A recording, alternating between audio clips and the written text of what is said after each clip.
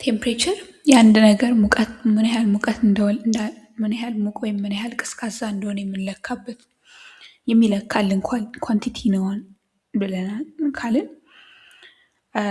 ከምን አንጻር ነው ታዲያ ሞቀ ወይም ቀዘቀዘ ብለን የምንለው ሚል ጥያቄ ሊነሳ ይችላል።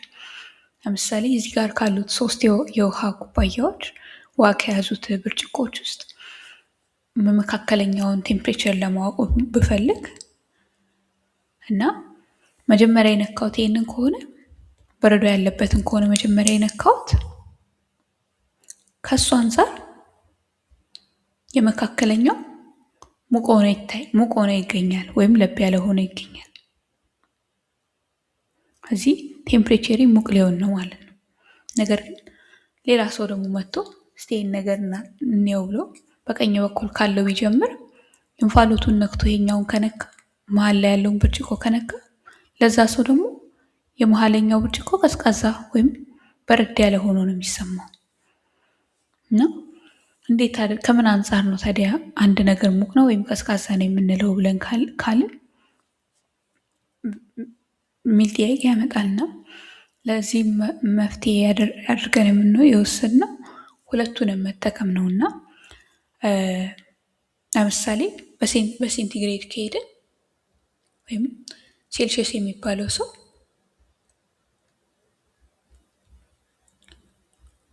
በረዶ የሚቀልጥበትን 0 ዲግሪ ሴንቲግሬድ እንበለው አለ።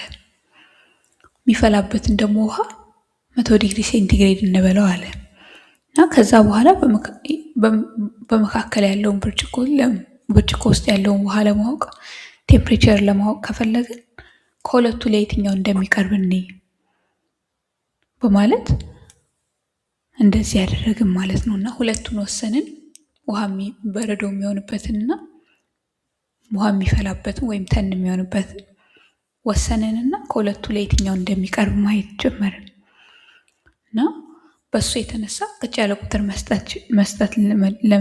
ለመስጠት ያስችለናል ማለት ነው። እና ከዛም ደግሞ ባለፈ ከ0 እና 100 ብለን ሁለት ነገሮችን መወሰናችን ሌላም አድቫንቴጅ አለው። ይኸውም በሁለቱ መካከል እንግዲህ ከ0 እስከ 100 እስከምደርስ ድረስ 1 2 3 4 5 ብዬም ቆጥሬ ነው እንግዲህ 1 ዲግሪ 2 ዲግሪ 3 ዲግሪ 4 ዲግሪ 5 ዲግሪ 6 ዲግሪ 7 ዲግሪ እንደዚህ እየተባለ እስከ 100 ድረስ ተቆጥሮ ነው እንግዲህ 100 ዲግሪ ሴንቲግሬድ ላይ የምንደርሰው እና ይኸው 1 ዲግሪ ምን ያህል እንደሆነ ይነግረናል ማለት ነው። 1 ዲግሪ ሴንቲግሬድ ምን ያህል እንደሆነች ወይም ምን ያህል ለውጥ እንደሆነች ይነግረናል ማለት ነው። እና ያቺን ማወቃችን ከ0 እስከ 100 ያሉትን ቴምፕሬቸሮች ብቻ ሳይሆን ከነሱም ውጭ ያሉ ቴምፕሬቸሮች ቢገጥሙ ለምሳሌ 120 ዲግሪ ሴንቲግሬድ ቢገጥመን 1 ዲግሪ ስንት እንደሆነ ስለምናውቅ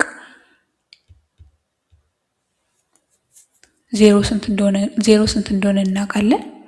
እንዲሁም ደግሞ 1 ዲግሪ ስንት እንደሆነ ምን ያህል እንደሆነች እናውቃለንና ከ0 ተነስቶ 120 እንደጨመረ ለማወቅ እንችላለን ማለት ነው። እና ከ100 ዲግሪ ውጭ በላይ እንዲሁም ከ0 በታች ወደ ኋላ ሄደን ለመለካት ይጠቅመናል ማለት ነው ሁለት ነገሮች መኖራቸው። እና እነዚህ ሁለት ነገሮች ሎወር ፊክስድ ፖይንት እና አፐር ፊክስድ ፖይንት ይባላሉ። ወይም ደግሞ ሎወር ፊክስድ ፖይንት ኤልኤፍፒ ወይም አፐር ፊክስድ ፖይንት ተብለው ልታያቸው ትችላላችሁ። አንዳንድ ቦታ ላይ ደግሞ አይስ ፖይንት እና ቦይሊንግ ፖይንት ተብለውም ሊጻፉ ይችላሉ። ያው ከውሃ የተመሰረቱ ስለሆኑ ከውሃ የመጡ ስለሆኑ ማለት ነው።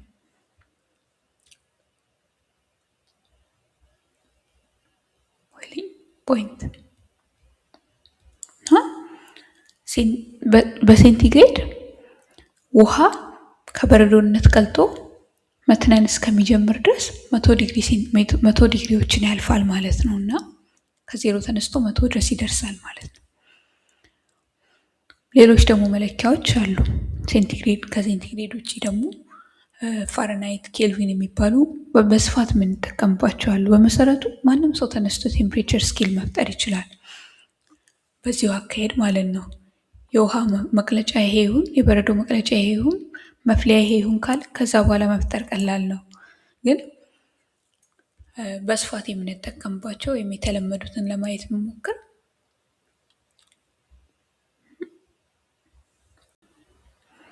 አንዱ ፈረናይት ነው እና ፈረናይት የሚባለው ሰው ደግሞ የውሃን መቅለጫ የበረዶን መቅለጫ ማለት ነው።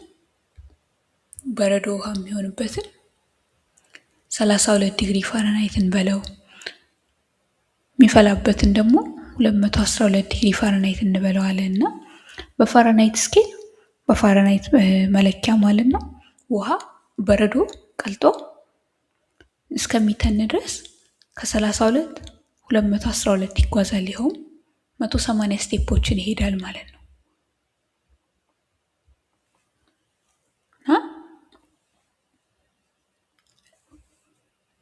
እነዚህንም ቁጥሮች ማወቅ መልካም ነው። ማለትም እነዚህ ቢያንስ 32 እና 212 የሚሉትን ውሃ የሚፈላበትና ውሃ የሚቀልጥበትና በረዶ የሚቀልጥበትና ውሃ የሚፈላበትን ማወቅ በቃል በጣም ይጠቅማልና ለሴልሺየስም እንደዚሁ 0 እና 132 እና 212 እንደዚህ አድርጎ እንዲህ አይነት ስኬል ፈጠረ ማለት ነው። ውሃ በረዶ ቀልጦ እስከሚተንበት ድረስ ያለው 180 የሚጓዝበት አይነት ስኬል ፈጠረ ማለት ነው።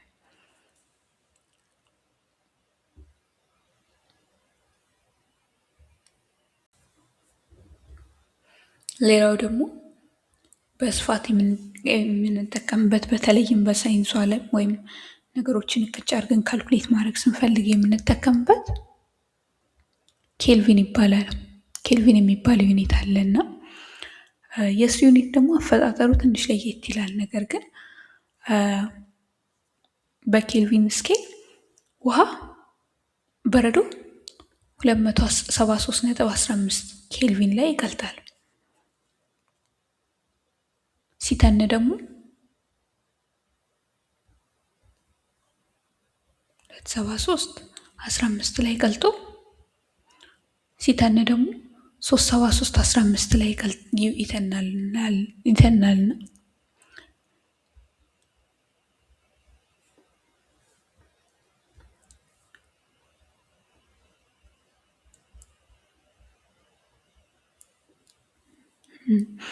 በጣም ተጠግታለች ወደ ጥግ።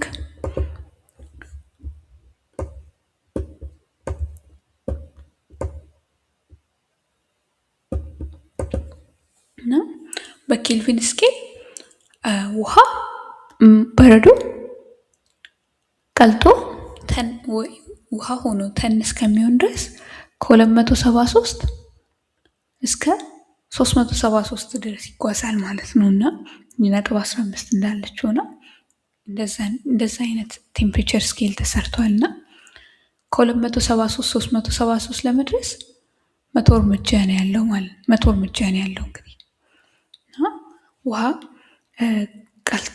ውሃ በረዶ ቀልጦ ውሃ ሆኖ እስከሚተን ድረስ 100 ስቴፕ ይጓዛል ማለት ነው፣ ወይም 100 ስቴፕስ ኦፍ ኬልቪን ይጓዛል ማለት ነው።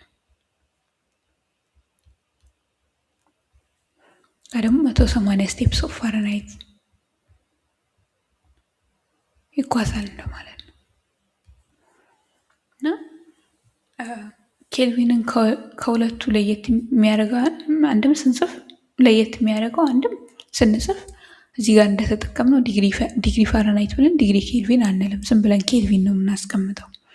ሌላ ደግሞ ከፍ ያለ ቁጥር ነው፣ በጣም በደንብ ከፍ ተደርጎ ነው የተቆጠረው እና ስናስበው በእርግጥም ስናስበው በተለይ ወደ ሴልሺየስ ሄደን ስናስበው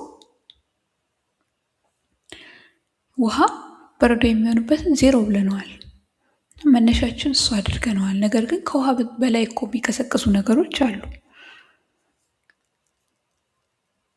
እና እነሱ ደግሞ ለምሳሌ እንበልና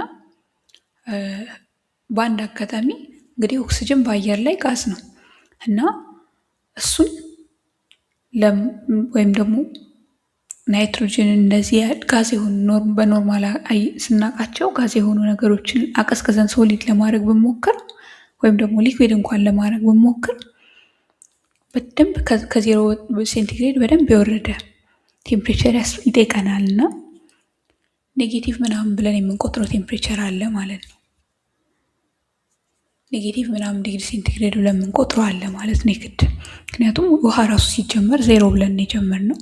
ውሃ በረዶ ሲሆን ደግሞ የምናውቃቸው ነገሮች ጋዝም አይደሉም እና የምናውቃቸው ነገሮች ሊኩዊድም አይደሉም እንኳን በረዶ ሊሆኑ እና እነሱ በረዶ የሚሆንበት ወይም ሶሊድ የሚሆንበት ቴምፕሬቸር ብለን ብናስብ ኔጌቲቭ መሆኑ የማይቀር ነው እና በሴንቲግሬድ ኔጌቲቭ የሚባል ቴምፕሬቸር አለ ማለት ነው።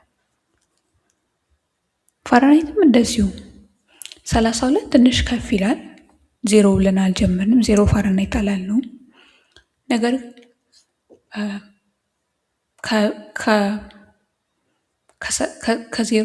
ከዜሮ ዲግሪ ፋራናይት በታች የሚቀዘቅዝ ነገር ኖረናል። ምክንያቱም 32 ያን ያህል ሩቅ አይደለም ከዜሮ እና በደንብ የሚቀዘቅዙ ነገሮች ይኖሩናል። 0 ዲግሪ ፋራናይት ወይም ደግሞ እንደዚሁ በአካባቢያችን ጋዝ የሆኑ ነገሮችን ለምሳሌ ካርበን ዳይኦክሳይድን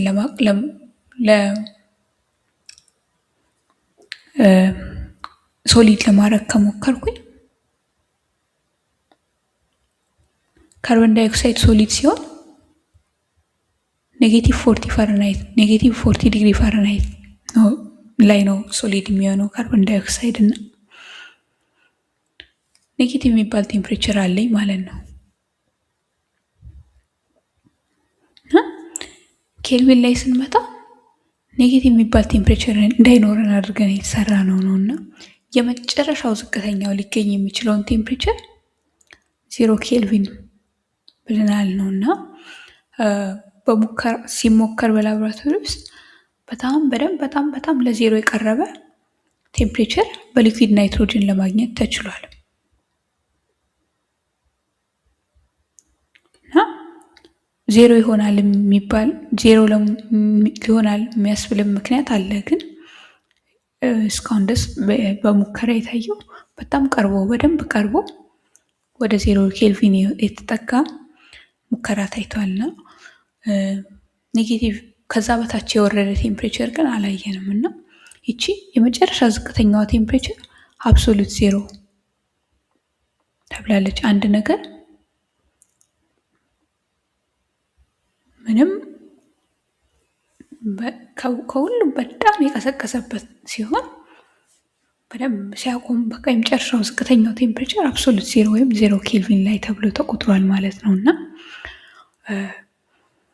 ያ 0 ኬልቪን ስንት እንደሆነ በሌሎች በፋራናይት እና በሴንቲግሬድ ስንት ይሆን እንደነበር ለማየት አንዱን ከአንዱ መቀየር ይኖርብናል እና እሱ ደግሞ በቀጣይ ቪዲዮ አብረን እናያለን እና ለማጠቃለል ቴምፕሬቸር ስንለካ 2 ሪፈረንስ ፖይንት ያስፈልገኛል እና አብዛኛውን ጊዜ ደግሞ የመረጥነው ውሃ ከበረዶ ወደ ውሃነት የሚለወጥበትን እንዲሁም ከፈሳሽ ውሃ ወደ ተንነት ወይም ወደ ጋዝነት የሚለወጥበትን ቴምፕሬቸር ነው እንደ ሪፈረንስ ፖይንት የወሰድነው እና የተለያዩ ሰዎች የተለያዩ ቁጥሮችን ሰጥተው የተለያየ አይነት አሰራር እንደሰሩ አይተናል። ይኸውም ሴልሺየስ 0 እና 100 በማለት ፋራናይት 32 እና 212 በማለት ሰዎች ናቸው በመሰረቱ ሴልሺየስም ፋራናይትም ኬልቪንም እና ኬልቪን ደግሞ 273 እና 373 በማለት የውሃን መፍሊያና በረዶ የሚሆንበትን ፖይንት እንደ ማንጸሪያ ወይም እንደ መለኪያ ነጥብ እንዳዩት እንደቆጠሩት አይተናል እና ከሶስቱ ለየት የሚለው ኬልቪን አብሶሉት ዜሮ ወይም በኬልቪን ሲታይ ኔጌቲቭ የሚባል ቴምፕሬቸር የሌለን መሆኑ እና በኬልቪን ዝቅተኛው ቴምፕሬቸር ወይም ዝቅተኛው እስከዛሬ ድረስ ሊኖር የሚችለው ቴምፕሬቸር 0 ኬልቪን ሆኖ እንደተገኘ አይተናል እና የሆነው እና ተጠቀማችሁ ለሌሎቹ እንዲጠቅም ሼር ማድረግ ትችላላችሁ። እንዲሁም ፕሌሊስቶች ውስጥ ደግሞ ተጨማሪ እንደዚህ ቀጣዩን ከአንድ ቴምፕሬቸር ስኬል ወደ ሌላው የሚቀይርበትን እንዲሁም ሌሎችም እንደዚህ ተመሳሳይ ቴምፕሬቸር ጋር የተያያዙ ቪዲዮዎችን በፕሌሊስት ውስጥ ማግኘት ትችላላችሁ እና